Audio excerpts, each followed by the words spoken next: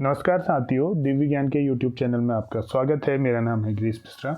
दोस्तों, शैक्षिक विचारों में आज हमारा जो पहला विचारक है रूसो और उसका शैक्षिक दर्शन। तो उम्मीद करता हूँ आपको ये वीडियो पसंद आएगी, आपके लिए महत्वपूर्ण रहेगी। आगामी LT भर्ती परीक्षा में आपके लिए यहाँ से जो भी क्वेश्चन आने वाले होंगे इस वीडियो के द्वारा आपका वो लगभग पूरा हो जाएगा। तो आइए शुरू करते हैं। रूसो का शिक्षा दर्शन। तो दोस्तों, रूसो के दार्शनिक विचारों की बात करते हैं सबसे पहले। तो देखिए, रूसो दार्शनिक एवं शिक्षा शास्त्री समाज के आडंबरपूर्ण भौतिकतावादी जीवन से बहुत ऊब गया था। जो रूसो था अपने आप में एक दार्शनिक था, आपको पता है। वो जो समाज के आडंबर हैं, नियम हैं, रीति रिवाज हैं, उनसे बहुत ज़्यादा ऊब गया था और इसलिए उसने प्रकृति की ओर लौटो का नारा दिया। तो एक महत्वपूर्ण नारा दिया रूसो ने, प्रकृति की ओर लौटो। उसने व्यक्ति के सरल, कपटहीन और आडंबर रहित व्यवहार को विशेष महत्व प्रदान किया। उसने कहा कि जो व्यक्ति है जब जन्म लेता है तो वो अपने आप में एक निश्चल और अपने आप में आडंबर रहित व्यक्ति होता है, लेकिन जैसे ही वो समाज के संपर्क में आता है वो दूषित हो जाता है। इसलिए किसी भी मनुष्य को समाज से ज़्यादा प्रकृति के नज़दीक रहना चाहिए, ऐसा उन्होंने कहा था। और अत्यंत स्पष्ट शब्दों में कहा कि जीवन में शांति प्राप्त करने हेतु मनुष्य प्रकृति का अनुसरण करे। और उनका कथन था कि प्रकृति में अच्छाई, स्वतंत्रता, प्रवाह, शासनहीनता एवं मधुरता है। प्रकृति ज्ञान का स्रोत और सबसे बड़ा अपने आप में शिक्षक है। तो जो रूसो है, इन्होंने अपने दार्शनिक विचार में प्रकृति को मुख्य रूप से रखा था, मुख्य रूप से यहाँ पर स्थान दिया था, जबकि समाज को उसने बिल्कुल भी अपने जो अच्छा नहीं माना था, क्योंकि रूसो का मानना था कि समाज ही एक ऐसा जो है जरिया है जिसके द्वारा एक अच्छा मनुष्य जो है आडंबर युक्त और जो है कपटपूर्व व्यक्ति के रूप में परिवर्तित हो जाता है। इसलिए प्रकृति अपने आप में एक अच्छा ज्ञान का स्रोत है और सबसे बड़ा शिक्षक है। अब रूसो के शिक्षा दर्शन की विशेषताएं क्या थी, इस पर बात करते हैं। प्रकृति के अनुसार शिक्षा दी जाए, ऐसा रूसो ने कहा था। और ये रूसो ही था जिन्होंने प्रकृतिवाद पर जो है सबसे ज़्यादा काम किया है और रूसो को ही प्रकृतिवाद का जनक भी माना जाता है। इन्होंने निषेधात्मक शिक्षा की बात की थी। इन्होंने निषेधात्मक शिक्षा में ये बताया था कि हमें बालक को क्या करना है ये नहीं बताना चाहिए, बल्कि उसे प्रकृति में छोड़ देना चाहिए। वो वहाँ से चीज़ों को सीखेगा और वहीं से उसे अच्छे और बुरे का ज्ञान प्राप्त होगा। इसी प्रकार निश्चयात्मक शिक्षा पर इन्होंने बल दिया था। स्त्री शिक्षा पर विशेष बल दिया था। शारीरिक शिक्षा की बात की थी, गृह कार्य की शिक्षा की बात की थी, आज्ञा पालन की शिक्षा की बात इन्होंने अपनी जो है शैक्षिक दर्शन में की थी। साथ में धार्मिक एवं नैतिक शिक्षा का इन्होंने अपने आप में विरोध किया था। धार्मिक एवं नैतिक शिक्षा के ये समर्थक बिल्कुल नहीं थे। इसलिए धार्मिक एवं नैतिक शिक्षा ये कहते थे कि प्रकृति ही जो है में चीज़ें सीख जाएगा, तो धार्मिक और नैतिक शिक्षा की उसे किसी भी प्रकार की आवश्यकता नहीं पड़ेगी। अब बात करते हैं रूसो के अनुसार शिक्षा का अर्थ क्या है।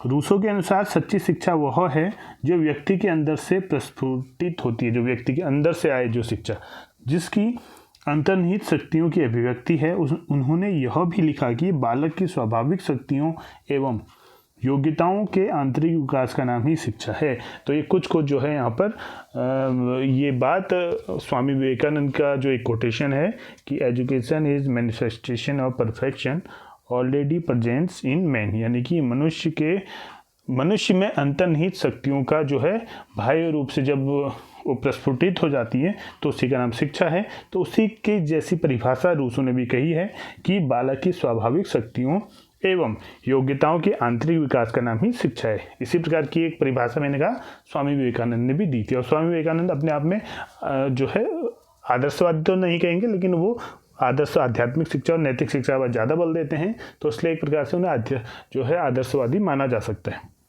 इसी प्रकार रूसो के अनुसार शिक्षा के 3 स्रोत होते हैं। कौन कौन है 3 स्रोत? उनमें पहला प्रकृति आती है, दूसरा मानव आता है और तीसरा पदार्थ आता है। तो रूसो के अनुसार अगर क्वेश्चन आएगा कि रूसो के अनुसार शिक्षा के कितने स्रोत होते हैं, तो 3 स्रोत होते हैं, जिनमें पहला प्रकृति है, दूसरा मानव है और तीसरा पदार्थ है। इसी प्रकार शिक्षा के उद्देश्य क्या होते हैं रूसो के अनुसार?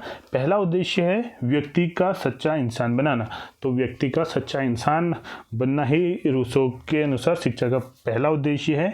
इसी प्रकार से शारीरिक जो शारीरिक है उस शारीरिक शिक्षा जो होती है या फिर शरीर के जो अंग होते हैं उनके विकास करने पर उन्होंने बात की थी। शरीर का जो भावात्मक विकास है, मनुष्य का भावात्मक विकास करने पर इन्होंने बात की थी। ज्ञानेंद्रियों का विकास करने की बात की थी। मैंने आपको पहले ही बताया था 5 ज्ञानेंद्रियाँ होती हैं और 5 कर्मेंद्रियाँ होती हैं। तो 5 ज्ञानेंद्रियों का विकास करना जो है यहाँ पर शिक्षा का उद्देश्य बताया गया है। व्यवहारिक ज्ञान प्रदान करना जो है आध्यात्मिक और नैतिकता की ओर जो है ज़्यादा नहीं जाना है, बल्कि व्यवहारिक ज्ञान जो है बच्चे को देना चाहिए।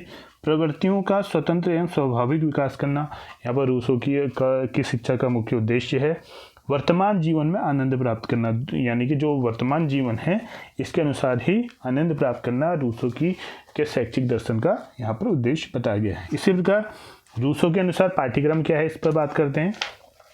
3 भागों में यहाँ पर बांटा है इन्होंने। सबसे पहले शैशवावस्था की बात की है, तो शैशवावस्था का पाठ्यक्रम खेलकूद, व्यायाम, दौड़ना, घूमना, प्राकृतिक पदार्थ का अवलोकन करना, प्राकृतिक वातावरण का अनुभव करना, कहानी सुनना, नाचना, छोटे छोटे सामूहिक ज्ञान का निर्माण करना, ये शैशवावस्था का पार्ट बताया है। इसी प्रकार बाल्यावस्था में उन्होंने बताया कि निषेधात्मक शिक्षा दी जाए, खेलना, कूदना, तैरना, देखना, सुनना, ज्ञानेंद्रियों का स्वतंत्र प्रयोग करना, प्राकृतिक पदार्थों से अनुभव प्राप्त करना, नापना, गिनना, निरीक्षण करना और नृत्य, संगीत आदि यहाँ पर बाल्यावस्था के पाठ्यक्रम के अंतर्गत बच्चे को सिखाए जाने चाहिए।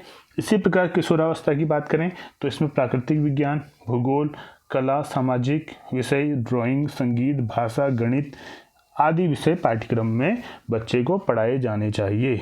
तो ये 3 तरह की अवस्थाओं के लिए पाठ्यक्रम रूसो ने बताया था, शैशवावस्था, बाल्यावस्था और किशोरावस्था। इसमें बच्चे को क्या पढ़ाया जाए इसकी बात भी इन्होंने यहाँ पर की थी। इसी प्रकार शिक्षण विधि की बात करते हैं। जो रूसो ने कहा था कि किस शिक्षण विधि के द्वारा बच्चे को पढ़ाया जाए, तो उसके अनुसार स्व अनुभव की विधि, यानी कि स्व अनुभव से बच्चा सीखे ऐसा जो है परिवेश बच्चे के सामने प्रकट करवाना चाहिए। करके सीखने पर उन्होंने बल दिया था। निरीक्षण विधि पर जो है बच्चे को कोई काम करने दिया जाए और टीचर उसका सिर्फ निरीक्षण करते रहे, बस उसे जो है बचाते रहे कुछ बड़े खतरे से, बाकी वो बच्चा खुद करेगा और टीचर उस पर जो है निरीक्षण के जरिए नज़र रखेंगे। अन्वेषण विधि, यानी कि जिसे खोज विधि भी कहते हैं। तो ये 4 मुख्य विधियाँ थी रूसो के अनुसार जो है शिक्षण विधि जिसे हम कह सकते हैं। इसी प्रकार रूसो के अनुसार शिक्षक की भूमिका क्या है। देखिए, शिक्षक छात्र अपने आप में प्रमुख स्थान पर रूसो का रखता है, तो शिक्षक को यहाँ पर गौण मानता है, गौण द्वितीयक स्थान देता है या गौण स्थान देता है। तो उनके अनुसार दूसरों ने शिक्षा को, यहाँ पर अभी थोड़ा मिस्टेक हुई है, यहाँ पर रूसो होना था, रूसो ने शिक्षा को गौण स्थान यानी कि जिसे हम बोल सकते हैं द्वितीयक स्थान दिया है। जो जैसे मैंने कहा था द्वितीयक स्थान जो है अपनी शिक्षा में दिया है। शिक्षार्थी को प्रमुख स्थान दिया है। शिक्षक को कुछ व्याख्यान नहीं देना चाहिए और कोई निर्देश भी नहीं देना चाहिए। वो कहते हैं कि शिक्षक को किसी भी प्रकार का व्याख्यान नहीं देना चाहिए और कोई भी निर्देश बच्चों को नहीं देना चाहिए। शिक्षा के दार्शनिक जिसको केवल बालक के व्यवहार और अध्ययन की तरीके से देखना चाहिए। तो उन्होंने बच्चे को किसी प्रकार की व्याख्या नहीं देनी, लेक्चर नहीं देना है, निर्देश भी नहीं देना है, इंस्ट्रक्शन भी नहीं देना है, बल्कि उसे केवल बालक के व्यवहार का अध्ययन करना है और देखना है कि वो किस तरीके से चीज़ों को सीख रहा है। क्या वो अगर वो बहुत ज़्यादा गलत की ओर जा रहा है तो उससे थोड़ा वहाँ पर रोकना है। बाकी पूरी स्वतंत्रता यहाँ पर रूसो बच्चे को देते हैं। अब रूसो के अनुसार अनुशासन क्या है। रूसो बालक की स्वतंत्रता का समर्थक है और उस पर किसी प्रकार का बाह्य नियंत्रण नहीं चाहता है। अनुशासन के लिए उसने निम्नलिखित 2 सिद्धांत निर्धारित किए हैं। तो रूसो के अनुसार जो अनुशासन है उनके अनुसार उन्होंने 2 सिद्धांत दिए। पहला दिया प्राकृतिक परिणामों का सिद्धांत, यानी कि बच्चे को अनुशासन कैसे मिलेगा कि वो प्राकृतिक तरीके से ही उससे जो है अनुशासन आएगा। जैसे मान लो, अब ये खतरनाक विधि भी मानी जा सकती है। जैसे अगर मान लो कोई छोटा बच्चा है, उसे आग के पास जाने से बचाना नहीं है, वो कहते हैं कि बच्चे को जाने दो, जैसे ही उसके समीप जलेगा, उसका हाथ थोड़ा जलेगा, तो उसके बाद अगली बार से वहाँ नहीं जाएगा। लेकिन इसका नकारात्मक भी है कि उसमें जो है बच्चा अगर पूरे तरीके से चले जाएगा तो पूरी तरीके से जल भी सकता है। इसलिए जो है यहाँ पर इसकी निंदा भी होती है बहुत बार कि प्राकृतिक परिणामों का सिद्धांत, यानी कि अगर जैसे बर्फ़ पड़ रही है तो बच्चा बाहर जाए, बच्चे को रोकना नहीं है, बच्चा चले जाए बाहर पर, बर्फ़ पड़ेगी तो वो ठंडा होगा, बीमार पड़ेगा तो अगली बार से नहीं जाएगा। लेकिन वो बीमार अगर ज़्यादा हो गया तब वो हो सकता है कि उसका जो है जीवन ही समाप्त हो जाए। तो इसलिए जो है इसका नकारात्मक पक्ष भी है कि प्राकृतिक परिणामों के सिद्धांत के आधार पर जो है अनुशासन बच्चे को आए, यानी कि बच्चा धीरे धीरे, जैसे गर्मी में चला जाए, गर्मी बहुत ज़्यादा हो रही, बाहर चला जाए और ज़्यादा गर्मी की वजह से बीमार हो जाए तो अगली बार ना जाए करके, ऐसा जो है प्राकृतिक परिणामों का सिद्धांत जो है इसकी वकालत रूसो करते हैं। इसी प्रकार से दूसरा है स्वतंत्रता का सिद्धांत, यानी कि बच्चे को स्वतंत्रता देनी चाहिए। और प्राकृतिक अपने आप में परिणामों का सिद्धांत है नंबर 1, अनुशासन किस तरीके से बच्चे को दिया जाए, प्राकृतिक परिणामों का सिद्धांत दिया था, दूसरा दिया था स्वतंत्रता का सिद्धांत। अगला है इसमें रूसो की शिक्षा के गुण या आधुनिक शिक्षा में रूसो का योगदान क्या है। तो पहला है इसमें शिक्षा में वैज्ञानिक प्रकृति का प्रवेश, दूसरा शिक्षा में मनोवैज्ञानिक प्रवृत्ति का प्रवेश, शिक्षा विधि एवं पाठ्यक्रम पर प्रभावशाली जो है इसके जो थॉट थे, औद्योगिक शिक्षा पर इन्होंने बल देने की बात की थी, और शिक्षा में सामाजिक प्रवृत्ति का प्रवेश जो है नहीं होना चाहिए, ऐसा इन्होंने कहा था अपने शैक्षिक दर्शन में।